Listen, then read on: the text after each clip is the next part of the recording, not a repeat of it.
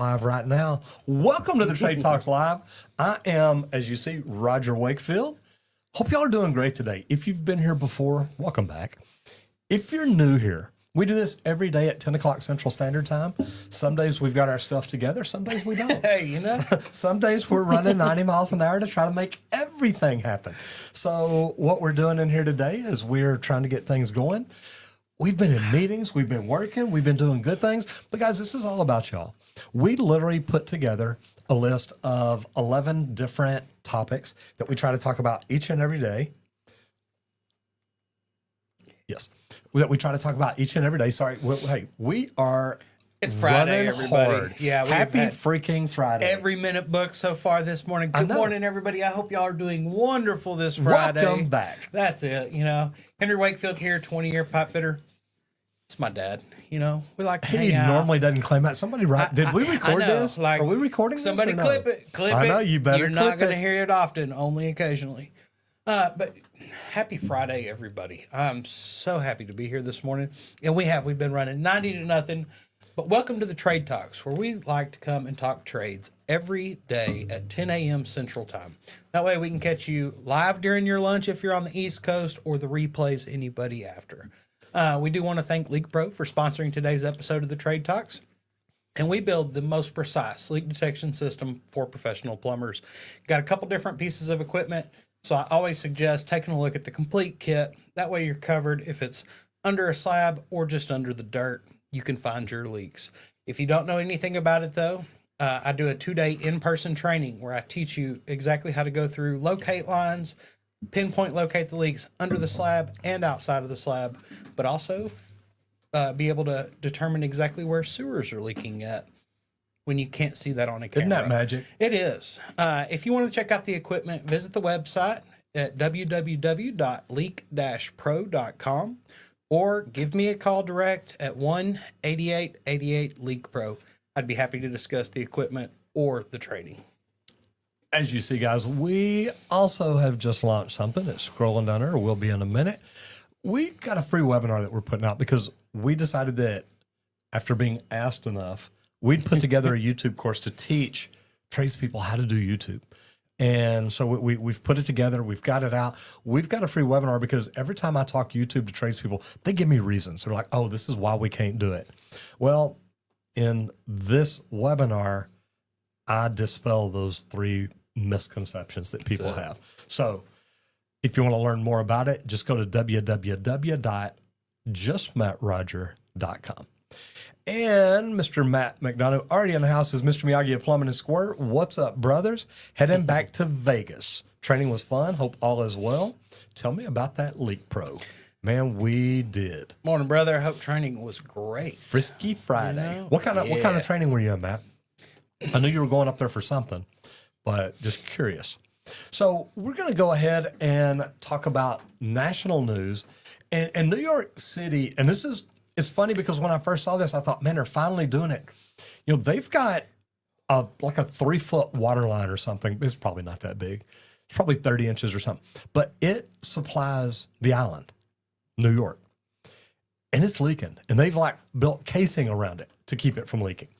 But pretty soon they're going to have to replace it. And at first, that's what I thought this was. But instead, New York City begins replacing 120-year-old gas infrastructure with high-density polyethylene pipe. So the HDPP, we get it. Yep. Man. This is going to be a project. Oh, yeah. And a big undertaking. But New York City is undergoing one of the nation's largest underground gas infrastructure updates, replacing cast iron and steel lines with modern HDPE. And I was doing some reading, and it said this is going to go on to like 2040. Oh, well, yeah. Because that may be how digging much that is long. getting replaced. That's it. Like, I'm like, guys, this is going to be a long, major undertaking. Yeah, you know, I almost wonder, and I'd be interested just to see how they're doing. I'd love to see the business plan the for steps, it. yep. Yeah, I mean, are y'all just going to go in the city and just lay all new gas lines right up to where the connections are And convert. and yeah. then kick it over? Because if not, it's like, oh, well, we got to shut down the main coming out of the facility. Yeah, Okay. You just shut off the whole city. that's it. So it's going to be interesting to see how this goes. But man, I would love to see it. I just love to see the plan and think, wow, I love the way they think. This project will reduce leak risks, which that's the biggest problem most cities have with natural gas. It'll increase the system flexibility and allow for low pressure operation. Now, man, I wonder if they're still running high pressure there, because we run high pressure mains, but then at the meter, it's the pressure's reduced down. Most people don't even know the natural gas in your house is at about 2 ounces of pressure. That's it. It's Yeah. That's why people laugh at me, because I'll change a gas cock out and I just unscrew it, put my thumb over it, tape it up with my thumb covering the Still hole, holding. Yep. and then take the new valve, stick it under, and screw it on. And they're like, "Oh my God, you're crazy!" It's like, guys, it's No. 2 ounces. I'm not sitting here smoking a joint or nothing while I'm doing it. I'm holding all the flow holding in the everything pipe. away. Like, Yeah. there's not It's- enough pressure. and you can't even smell it. So there's not enough coming out that you can even smell it. So anyway, but why this matters to trades? Well, you can expect ripple effects in other metro areas where utilities may start evaluating aged infrastructure. Guys, we need to all be evaluating our infrastructures, because we just, we built it to go this big, and then we just keep expanding on it and sending it further out and further out and further out. That's why water pressure here where my house is, my water pressure is 100 PSI. And they're like, well, it's supposed to be between 40 and 80. Well, okay. The city delivers it at 100 because we're pushing it further and further out, and you need that pressure to do it. But this is going to help excavation crews, utility contractors, and licensed plumbers could see more bid opportunities in urban upgrades. Now, where this leads to good stuff is Dallas did this one point, and I didn't realize, and I talked bad about this lady the other day because it was my first negative review, but Dallas did this, and they ran everything in and they moved the meters. So Dallas went in and said, okay, we'll reroute your piping from here to there. Well, when they hooked it up, if it leaked, then they said, you need to call a plumber because you've got a leak. It leads to a lot of work, y'all. Yeah. So be careful if you're in New York and it's in a historic district, which I would think the whole state would be. Yeah. It's just take a good look at it. And like you said, 120-year-old pipe. Uh-huh. Dude, that means like the original installers of that are out there with a lantern to see the trench. Oh yeah. They didn't have flashlights like we did. I guess they just waited till the sun was up and that was it. Like they literally worked sun up to sundown, I bet. 120-year-old pipe. That's a long time ago, 1905, y'all. Yeah, I did the math real quick in my head. That's a long It didn't take very time long. ago. 1905. That's pretty wild. Man. So yeah, I think the whole area is definitely a historic district. And no, with the pipe being I was installed not that long born ago. that year. Oh, Okay. I thought you were born before that, installing it. Like see, I figured you were gonna yeah. be a set. Hey, Dad, I what- was the one holding that Hey, lantern Dad, for what that, was it guys. like? Hey, Dad, what was it like? All right, we're going to jump into website reviews and thegreenbuildingadvisor.com. And why it's great? Well, it focuses on energy. It focuses on efficient sustainability and code compliance building techniques. And guys, the more we want to conserve utilities, whether it's natural gas, whether it's water, whatever it is, electricity, we need to be looking at building greener buildings. Tell me what you got there, Squirt. So this site is kind of the science behind all the green building stuff. I like this. And it's them actually going through, testing things, discussing exactly why some things work, why some others don't. A passive house on piers. The project goals for this house in coastal Maine included minimizing carbon and site impact and maximizing comfort and efficiency. Up in Maine, I wouldn't really think I would want my house up on piers with as cold as it can get, but if it's built right, you can make it to where it's still going to be just fine. I like that. So, like, just some of these things, it was like, man, this is pretty freaking cool, because all the different green strategies, there's more new things coming all the time. This is going to be a great place to come kind of do some research to figure out some green basics, okay? Balanced ventilation, air conditioning, how to replace the roof. But these are going to be all green ways of doing it, the right materials to use, things like that that are going to last you longer, be more efficient. So I just thought this was a really cool site to Me being an elite AP, I love it. kind of show. And because that's a lot why I fed into it, because it's like, man, this is what you're always talking about. bet. This is a good resource to actually go and see some of the different things it's talking about and what it means and what they stand for. I love it. I love it. Okay, they also have real world blogs, product reviews, and expert breakdowns on HVAC, insulation, envelope design, and plumbing for green builds. And it's not always just, hey, let's put in a high efficiency toilet and we'll be fine. There's a lot of different things to look at. The water, rainwater, gray water reclamation. What can you do? A solid resource for contractors pivoting into net zero and high performance home trends. So anytime that you're trying to get to net zero, you want to understand sites like this that have actually gone in, done it, tested it, played with it, and make it work every day. And it's neat because their detail library gives you 2D and 3D visuals for moisture control, drainage, and venting. And when you start looking at everything together, I remember whenever I took the lead AP exam, it literally, I sent off for the book. I signed up for it, finally talked to the company I was at to let me do it, signed up for the test, and they sent me the study guide, and I thought I was reading Russian. I'm like, there's Here's nothing your in encyclopedia. here. Yeah, there's nothing in here that makes sense to me. And it was like reading a foreign language. So I literally, the first test that I'd scheduled, I postponed it until, God, it was either Labor Day or Memorial Day weekend.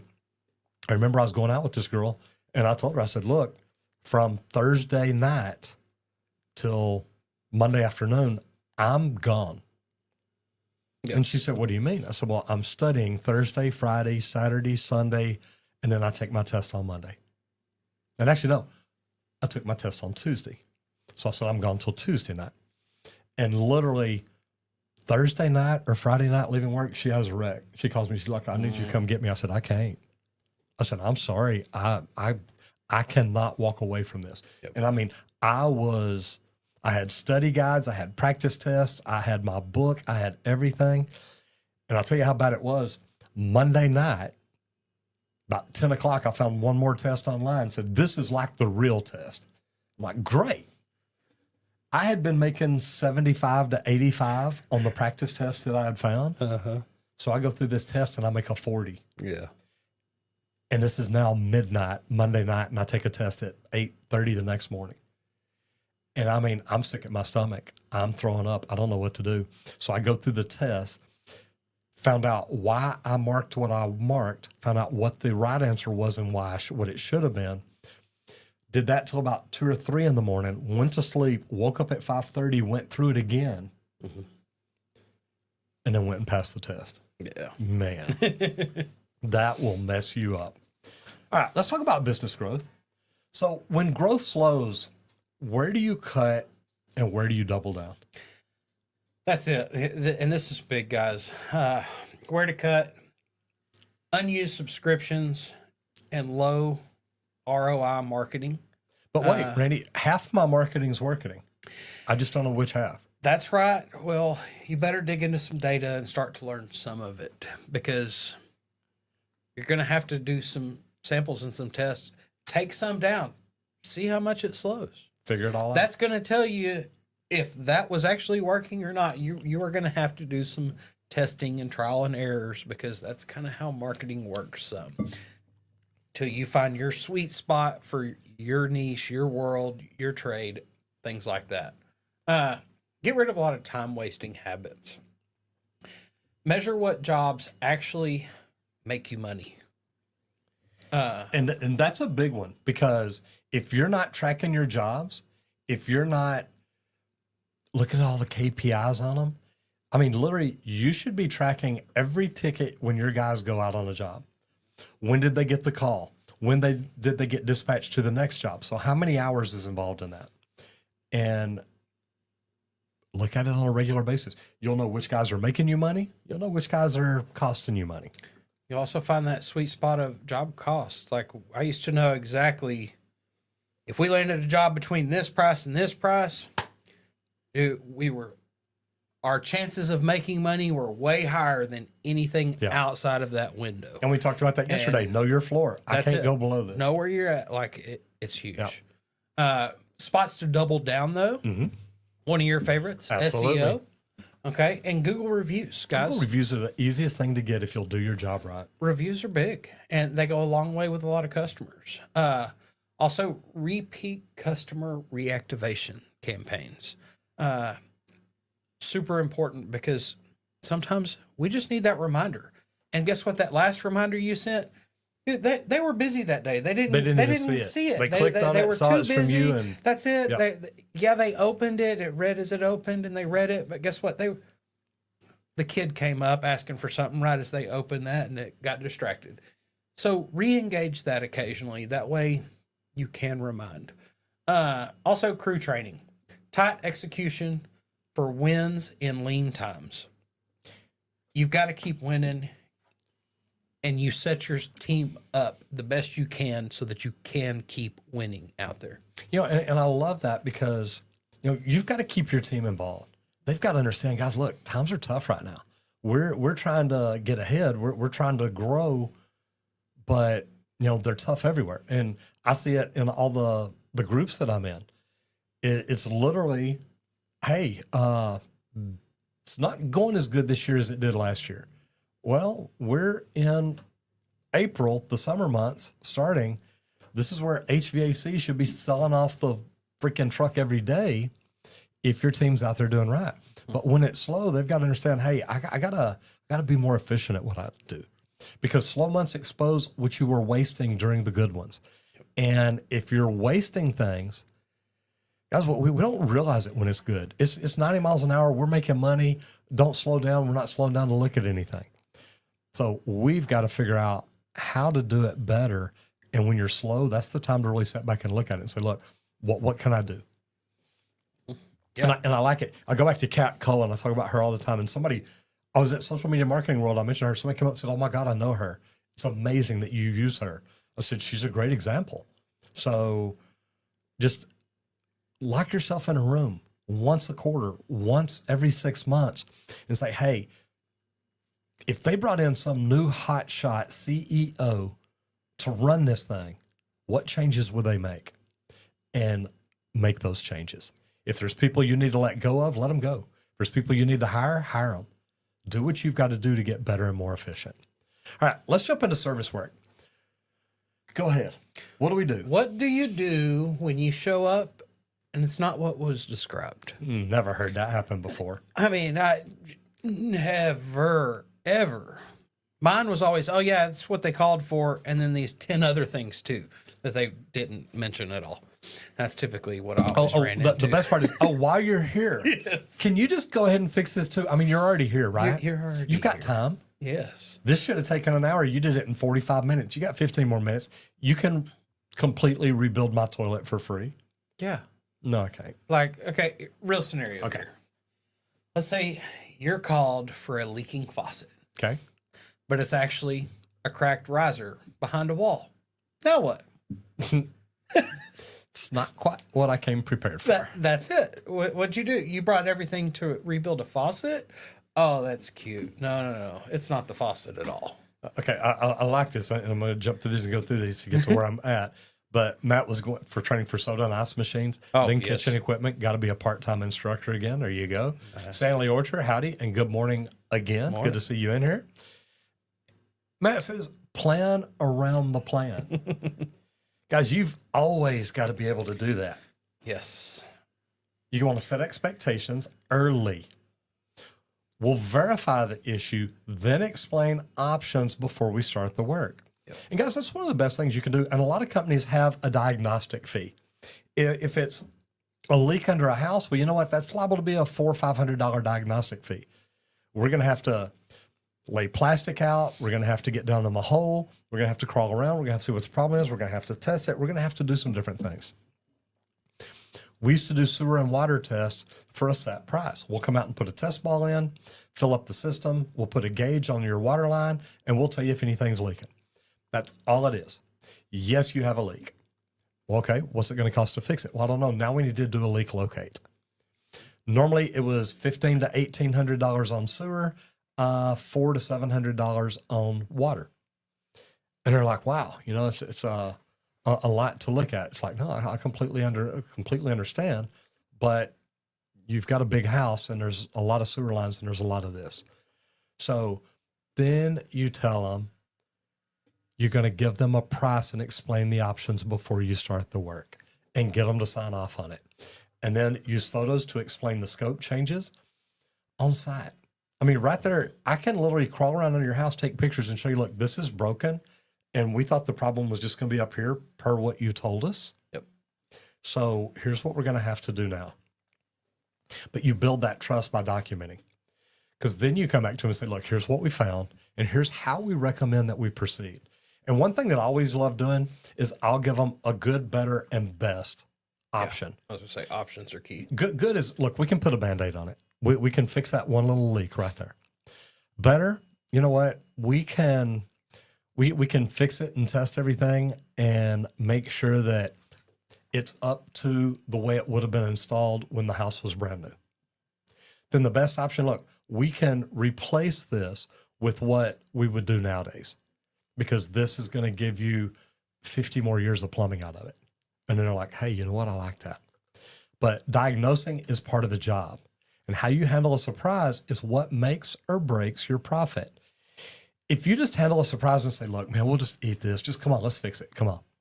That's not good because you're going to be there longer. You're going to lose profit. And if you're the plumber and it's not even your company, you're spending the owner's money by doing stuff like that. Yep. All right, let's go into materials, equipment, and tools. Randy, talk about the thread sealants. Dude, okay, so thread sealants, tape, paste, or hybrid. Let's try to figure this out, I'm a hybrid kind of guy. Okay, I like. Breakdown here. So tape is going to be best for air and water. It's fast, it's clean, but guess what, guys? It can shred. Threads can tear that up as you're screwing your joint together. It can shred it up and tear it right out of there as you're making up the joint. Now, I want to put this on here. It says air and water. I still use tape on gas too. Yeah. There's gases designed for, or there's tapes designed for gas. Mm-hmm.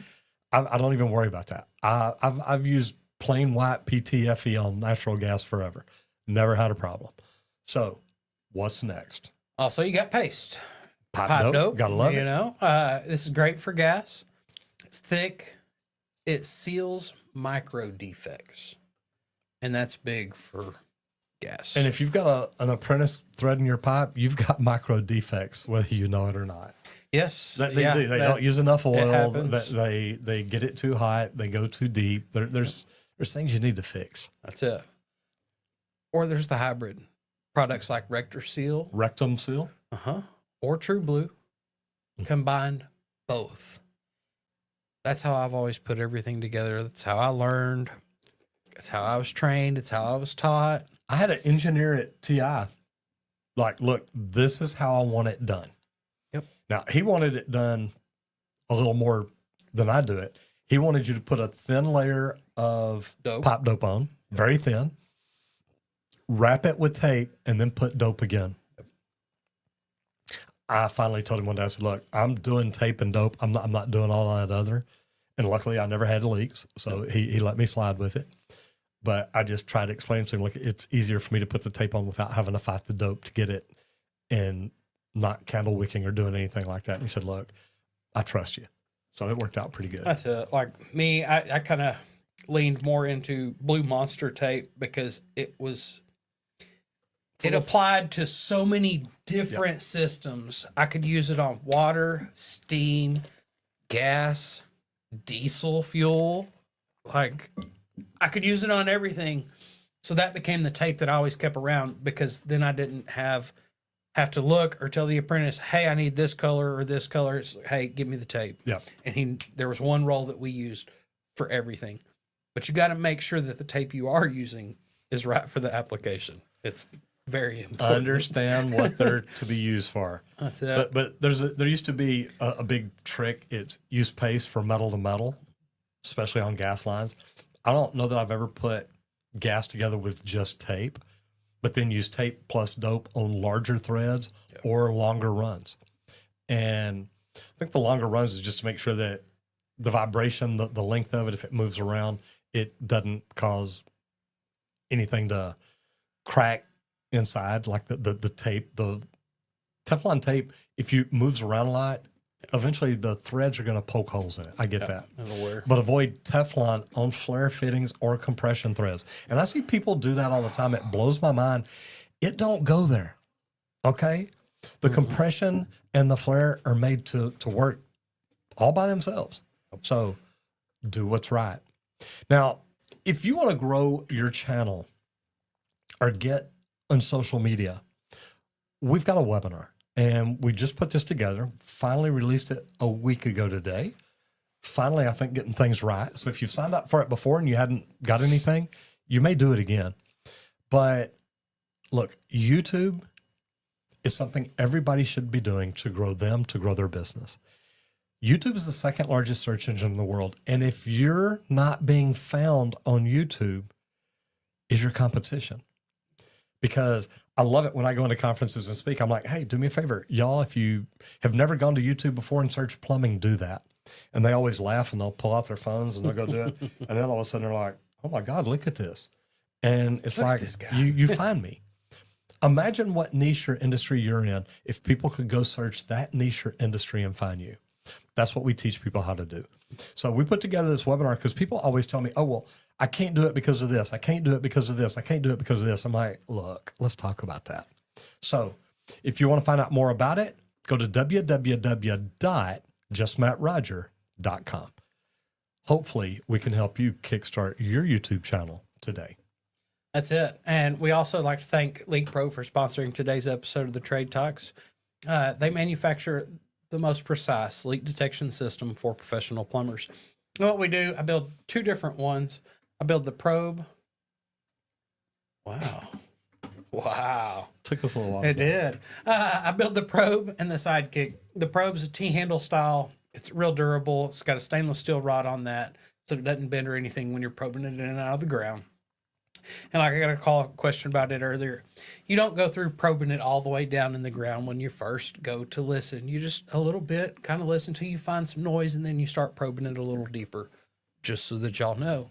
That's more for that meter to the home service whenever you're listening for underground leaks. But whenever you go inside that home or even outside under the driveway or sidewalks, you're going to want the sidekick. And it's pistol grip style. It's got an aluminum rod on it. It's a less dense metal so that the leaks really kind of scream. It's not real durable for probing in and out of the ground, so I don't suggest it for that. But anytime you're listening through a slab, it's going to eliminate that concrete for you to find those leaks. If you don't know much about it, you can give me a call and we'll talk about, I do a 2-day training here just outside of Dallas, Texas. I teach you how to locate lines. I've got 11 leaks under a slab to train you on. One just outside of the slab itself so that you know what that sounds like also. But also I've got a couple sewer systems set up. I've got a cast iron and a PVC system. I train you how to go to a double clean out outside of a home and determine exactly where a sewer system's leaking when you can't just see that on a sewer camera. But then also you do training. It also includes some marketing review of your website, things like that, and how you can actually enhance your business by marketing leak detection through your plumbing business. If you want to check out the equipment, you can visit www.leak-pro.com or give me a call at 1-8888-LEAK-PRO. I'd be happy to discuss the equipment or the training with you. And the phone number works and the website works. That's right. It's going pretty good today. It is going pretty good. Okay, let's jump over here into the comment because Jeremy Maldonado says, for level 2 plumbing school, what mark should your apprentice be getting? And my thought is, look, if I've got an apprentice going to school, I want him getting the best score in the class. I want him to pay attention. I want him to learn. I want him to study. I want him to be good. But I'm also, Jeremy, putting that on my shoulders. I need to make sure that I'm teaching him in the field. Now, don't get me wrong. I know a lot of these kids these days, they just go to school because look, I'm just in it to get a check. They don't love the trade. They need to figure out the love of the trade. Mm-hmm. So Yes, I want them making A's. And Matt McDonough says, go Leak Pro. Abso-freaking-lutely. So we're going to roll into MEP. And this is always up for debate. Always. Condensate lines and drainage. Who owns it, the HVAC people or the plumbers? And it's kind of a tricky little subject here. It is. I usually worked for MEP contractors, so no matter what, we were responsible for it. Didn't matter which crew I was working on. If we had plumbers there, though, we would typically get our plumbers to run most of the condensate lines. But as an estimator, I put the condensate lines with the HVAC bid because guess what? If I only get the HVAC side, somebody has to cover those condensate drains. And if that other plumber wasn't MEP, they're probably not going to have it in their bid. So I didn't want that scope gap. Yep. So that's why these create a lot of confusion on jobs. But it's super tricky because HVAC systems create the condensate, but it's the plumbing that handles drainage. Mm-hmm. So that's where you get to figure this out and how you've got to do it in your area, because some of them we do as an indirect waste to the drain, so the plumber just stubs out a bell hole for us to run our drains too. So this is why every single job this becomes super confusing for the plumbers, the HVAC guys, and the insulators too, because they got to figure out where they've got to put the time.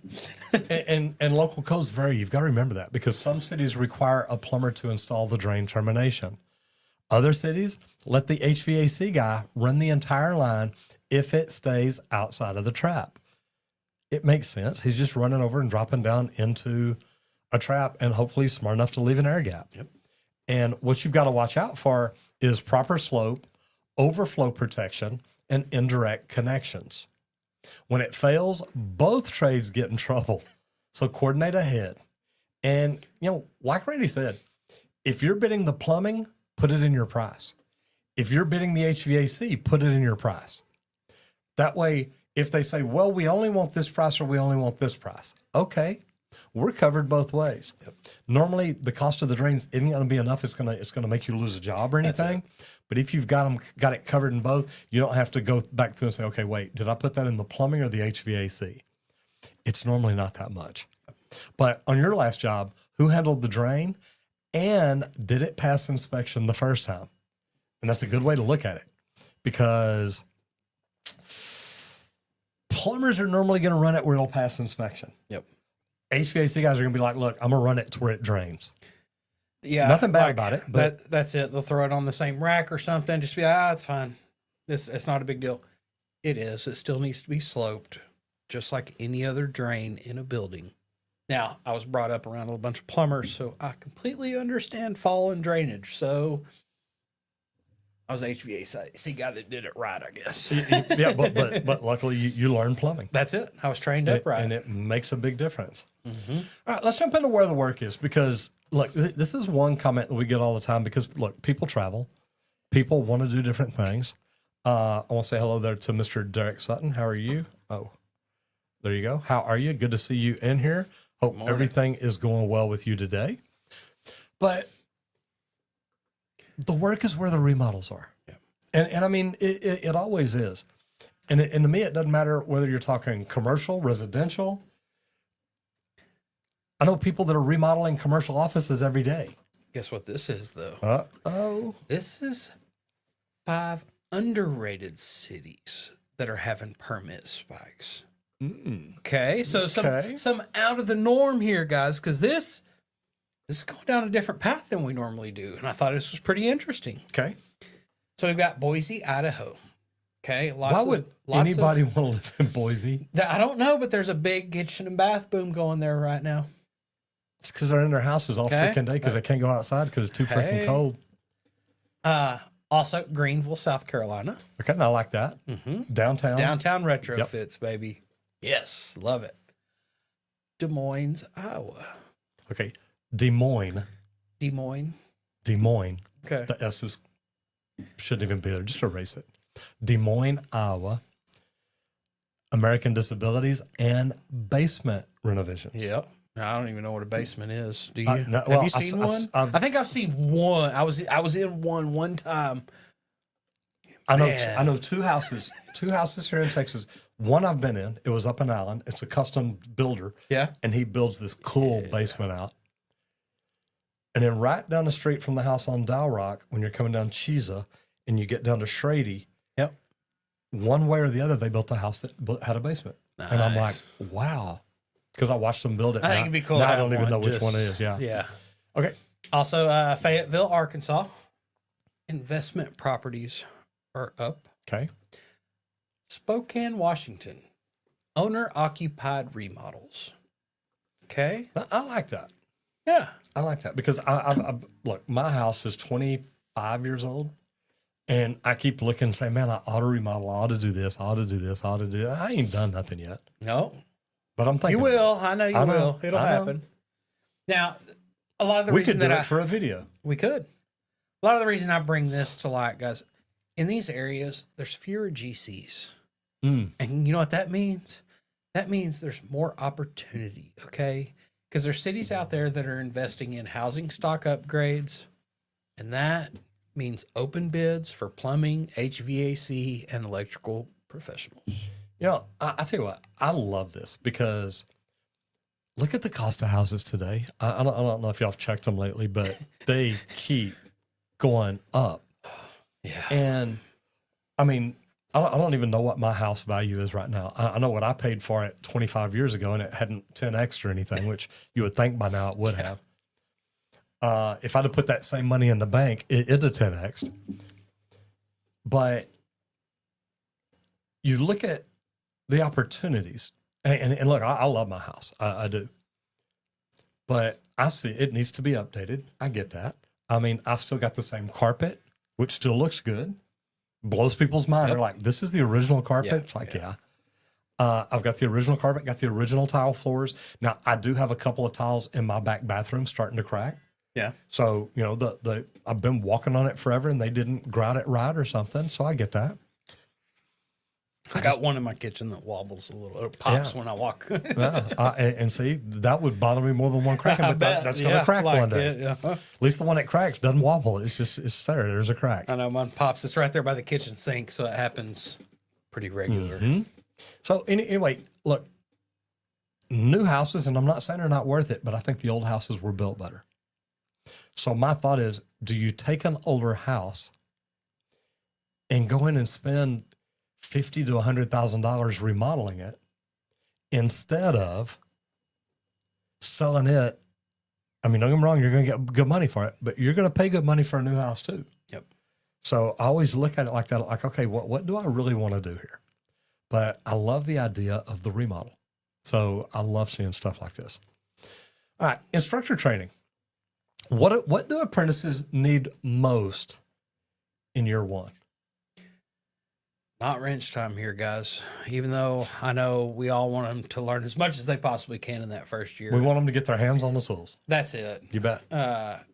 Some of the top priorities here: job site etiquette, and even before that, you know, honestly, I'm gonna say safety.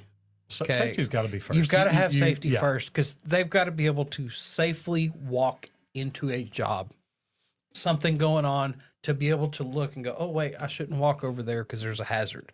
Let me try to avoid it a little, just to open their eyes, because somebody that's first getting in day one, they don't know what to look out for yet. So you've got to start with safety as the first thing. Completely agree. Job site etiquette, it is huge, very important, because if you don't have job site etiquette, you're not going to last real long on a job. Yeah, you ain't gonna make it. You ain't gonna make it long. That's it. They're going to push you out of the place you're trying to actually work really quick. Okay, let's go back to safety though, because the union, and correct me if I'm wrong, but when new apprentices come in the union, OSHA's part of the first semester. Yes. It's the first one of the very semester, first period. things that you're Yes. taught is safety. Yep. Now, it's kind of hard on the students because they've got their normal 2 nights a week of school, but then another one is just safety for the whole semester, isn't it? For some, I'm trying to think of if I ever had to go 3 nights a week. I don't think I got stuck with that because Yeah, I think I that worked came out after good in you. years, Yeah. but they did start that after. Yeah, where they were doing 3 nights a week. for Okay. one semester. Another big one's time management. That's big, real big, because like teaching that apprentice, don't run down there for one nut. Bring a box of nuts and some rods and some washers, okay? Because you're going to need all that too. Or a handful. You may not be out of the washers yet, but guess what? If you're running out of nuts, you're about to be out of washers, more than likely. Mm-hmm. Manage your time. Don't just keep running for onesies, twosies. Go and grab multiple things at one time. And that's one of the best time management tricks that you can start with early on a job. I love it. Also, communication with the supervisors. I was always taught, you are an apprentice, know your place. Right. I hated that because a lot of my journeymen I actually knew way more than, which kind of sucks. But I had to kind of remember that, guess what? I'm just the apprentice. Let me shut my mouth because I do not need to communicate right now. And you got ran off of a Garland job for that, didn't you? I've been run off of a job for I mean, that was a big deal. for that before. Yes. Because when you get run off of a job, you're supposed to get kicked out of school. They originally, before I left the job site, they told me I was going to be benched for 30 days. Yeah. Then all my journeymen around the site that I knew, the real guys that I actually worked with, not just the boss, they called down to the hall, and I had a job Monday. Yeah. Yeah. And I And had to go back to I went work. down and talked to the school, and I'm like, wait a minute. Yeah. And they're like, we've already heard. Don't worry about it. It's Yeah. like, I ain't worrying about it, but that's BS. like that. Whenever I finally talked to the guy, I'm like, well, what happened? Well, look here. I had too many guys either call or come by here Yeah. telling me what we were going to do and how wrong we were for doing that. I said, I was just trying to tell you I was in the right, but you didn't want to believe me because I'm just an apprentice. Now, I know my place, but I also know my rights as a human being, and you ain't going to treat me like trash. I'm sorry. And They fixed it. It worked out good. a great thing, too, is know when to ask questions. Yes, you have to know when to ask the right questions, because sometimes Yeah, stupid questions. if you don't ask the right question, they're not going to give you the answer that you're actually trying to Everybody get. says there's no such thing as a stupid question. Yes, there is. If it's the same question you asked the day before, if it's the same question you asked the day before, now it's getting to be a stupid question. That's it. And I don't mean anything bad by that, but man, look, if somebody takes time to teach you something to answer, to learn you up, get learned, get If you educated. ever ask that second time and have to ask because you forgot, write it down. Oh, yeah. Okay, that's one of the best tips I can give any apprentice out there. And there's great ways to train people. Look, shadow them. Okay? Shadowing followed by responsibility handoff, meaning, look, you watch me do this. Because I love it when they tell me, hey, I can do that. Okay. I want you to watch me one more time. And I want you to tell me why I'm doing what I do. And then they're like, wait, why have I got to tell you why I had to do what you? Because you said you got it. That's it. If you've got it, you know why I'm doing it. You can tell me what my mind's thinking of why I'm doing every Yeah. little step I'm doing, why I'm leaning this way instead of See that why way. he turned out the way he That's did. it. It Ugh. sucked. I don't disagree. But if you're going to learn to do it right. Yeah. But then let them do it. And then watch them and ask them questions. Wait, why are you doing that? Why are you doing that? If you are an apprentice, you need to be journaling daily. What did you learn? What did you learn right? What did you learn wrong? Yep. What did you mess up? What do you not ever want to mess up again? That is big. So teach how to set up and clean up a workspace. Huge. What we call it the other day, 10-minute setup. Yep. It should take That's you right. 10 minutes to get all your tools out, get everything laid out, Everything ready. ready to go. So when we say, okay, guys, morning huddle's over, break, let's go, 10 minutes later, I should hear tools working. Yep. It really does make that big of a difference. And think about this. If they show up, ask questions, and leave the site better than they found it, they're already winning in their first year. Yep. And that's what you want from apprentices. And I love the way you put it. If you're thinking ahead of me, one of the best apprentices I ever had in Union, I was up on top of a ladder and I'm hooking up VAVs, fan coil units up in a ceiling. And literally, I'm looking at, okay, I need 2 more 90s. And I reached down to holler and he's literally standing right here with them up like this. So instead of hollering, I just reached down and grab them, put them together, pull a measurement, and I'm like, I need a piece of pipe this long. He's like, yes, sir. They were already cleaned. They were ready to go. When he handed me the pipe, it was already cleaned. It's like, dude, you're doing my job for me, so that's kind of what I'm supposed to do. Okay. That was one of my We got favorites. twice as much work done. That's it. Like after I turned out, when you get stuck, working with a journeyman, it's journeyman and journeyman, and they're just like, "Hey, crap, wow, oh wow." It's like, dude, look here. I might be a journeyman, but I will be the best apprentice that you have Abso-freaking-lutely. ever had because I know exactly what you're trying to do up there. You just stay up in that ceiling, and I will keep everything coming at you. Okay? How about that? And they're like, "Oh my gosh, we're gonna get so much work done." And it's like, well, yeah, two experienced guys, we better get more done than you and an apprentice. Come on now. All right, we're going to talk about specialty now. And high-rise plumbing. And this is something a lot of people, they don't think about. They don't grasp. They're like, oh, it's all the same. Really? Run that water line up 40 floors and tell me how much the same it is. That's right. Guys, it's what keeps me working as a pipe fitter. Is guess what? I got to put in pumps and stuff. Well, wait, as Every plumbers, so we many put those in floors. too. I know y'all do. I'm just saying. Even whenever you're putting in the temporary plumbing, you've got to put pumps in to be able to get the water up to where they're actually pouring concrete still. Mm-hmm. It's a constant thing. So you've got to think about pressure zones, expansion loops, and drainage designs because you can't just run your drain straight for 40 floors. Nope. Terminal velocity. That's it. That water will be traveling so fast, it will blow your pipe apart.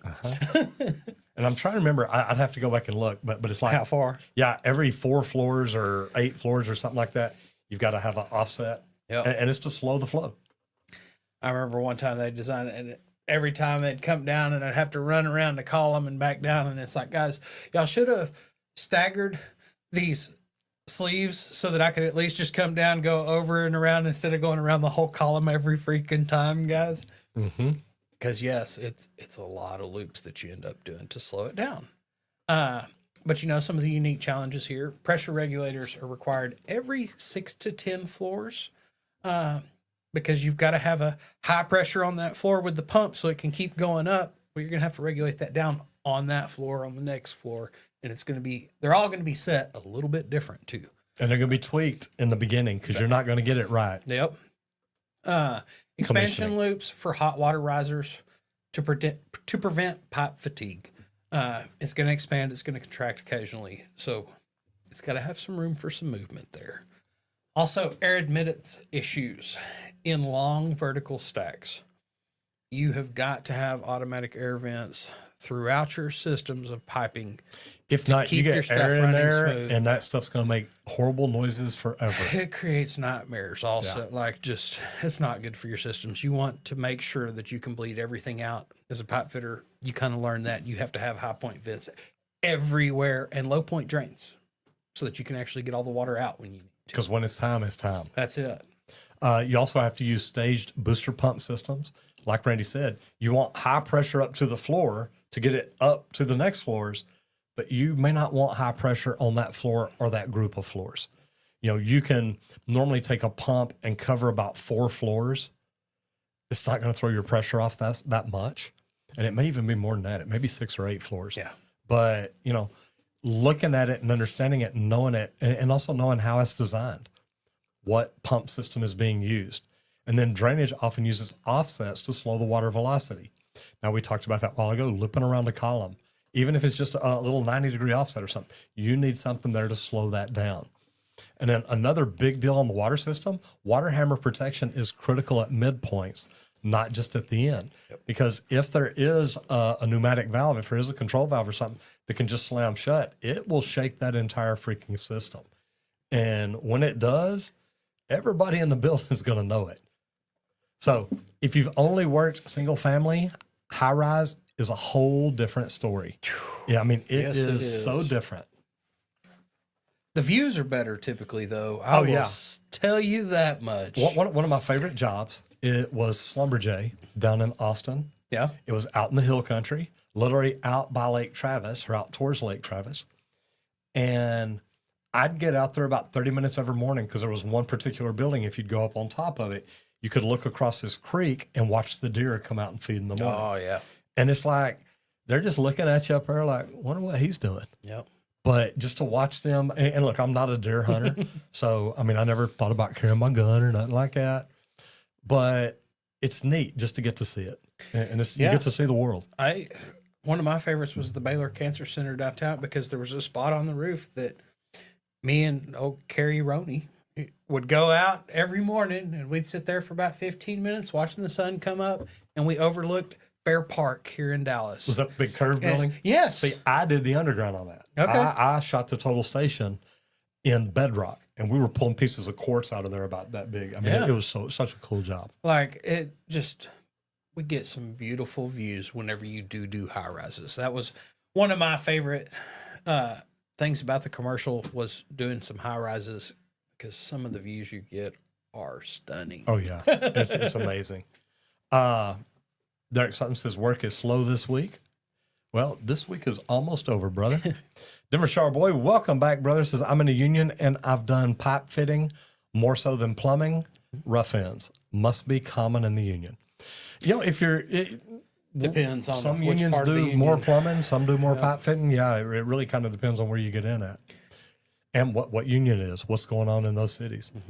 The union has a big saying that says, "Look, whoever owns the welders owns the work," and that's true, because if you've got the welders, man, you can do some of the biggest jobs in town. All right, so we're going to talk about social media now. Our social media spotlight, talking about the plumber Lorian. And this is good because why is the standout? He mixes pop culture, mainly Star Wars, with real plumbing education. He's known for tool tips, mindset talks, and practical solutions. Keeps it all relatable for apprentices and experienced technicians alike. He just released a new series on common plumbing mistakes. And I've loved seeing this because it's common plumbing mistakes that customers make. This is pretty neat. Tell me what you see here. Man, so it looks like he's got a podcast going now. The Blue Collar Nerd podcast. Like that. Replacing a shutoff valve under a lavatory, hot and cold water line repair for washing machine. It's just real plumber doing real things, and like, that's one of my favorite things. That's how I hear about a lot of people getting started on socials, is at first they're just like, look, I was just kind of showing what plumbers actually do. Like, that's all I was starting with. My family was curious. So I was wanting to kind of take a look. At 260 million views. 260 million views. Amazing. Nice. Quarter of a billion. Amazing. Yes. But yeah, he's weird like you. It's just another blue collar nerd who loves plumbing and tools. Why does it got to be weird? Hey, because I told Abraham just the other day, another plumber that loves plumbing and just like loves plumbing, and just like I tell you, y'all are weird, man. Love that y'all love plumbing so much. I think it's pretty crazy, but it's a lot of real world stuff really going on and cruising through there. So it's one of my favorites. It's pretty neat. I like this in here. Replacing a toilet flange with the reamer.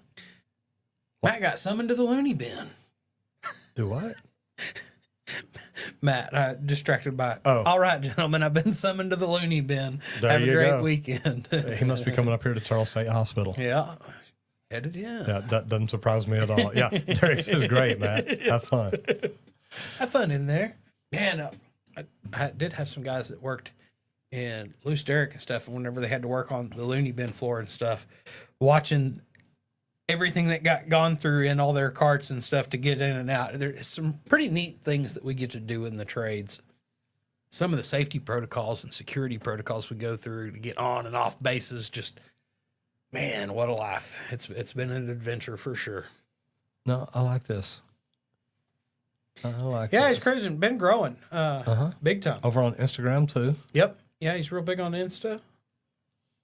250,000 followers there. Mm-hmm. So yeah, I like some of his little ideas here. Press on or die trying. Yep. Yeah. And he does great stuff. Yeah. Has some fun, does some cool stuff. How you like the tortoise? No, that's a pain.